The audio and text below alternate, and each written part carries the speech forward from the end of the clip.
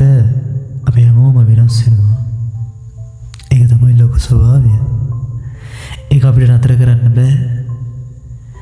එදා අපිට ලොකු දෙයක් වගේ පෙනුණු දේවල් අද මතක් වෙන්නේ පොඩි හරි හිනාවක් එනවා නේද? එදා සාමාන්‍ය දවසක් වගේ ගෙවුණු සමහර දවස් අද මගේ ජීවිතේ වටිනාම මතක වෙලා නෑ.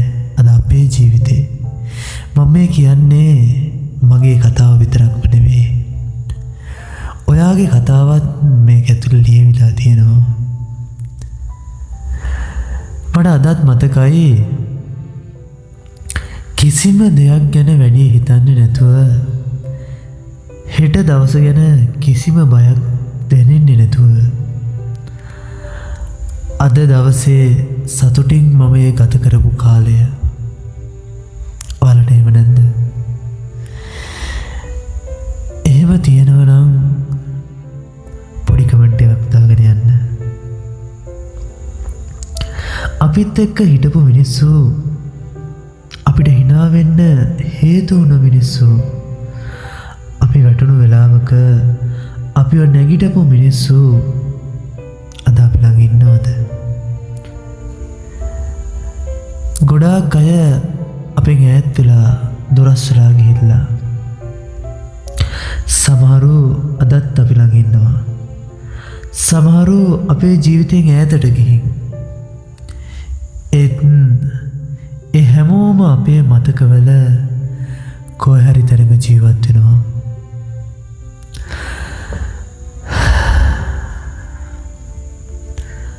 සමහර වෙලාවට මට හිතෙනවා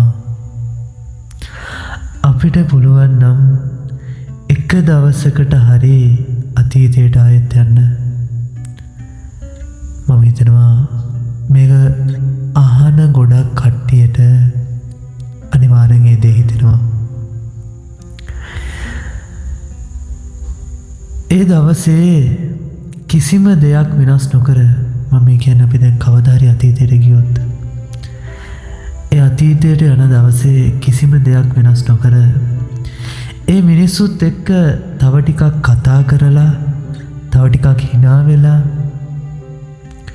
තව ටිකක් ඒ මොහොතේ ජීවත් වෙන්න තිබුණා නම්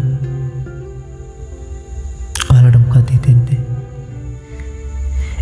ඒත් ජීවිතය කියන්නේ එහෙමම දෙයක් නෙමෙයි නේද?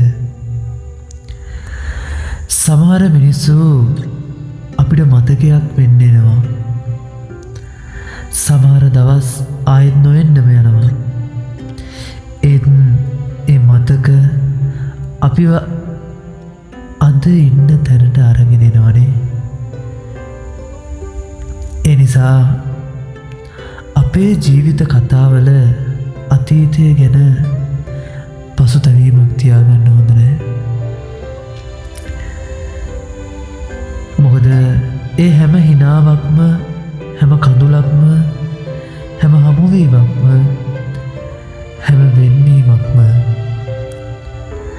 මගේ කතාවේ විතරක් නෙමෙයි ඔයාගේ කතාවෙත් එක කොටසක්.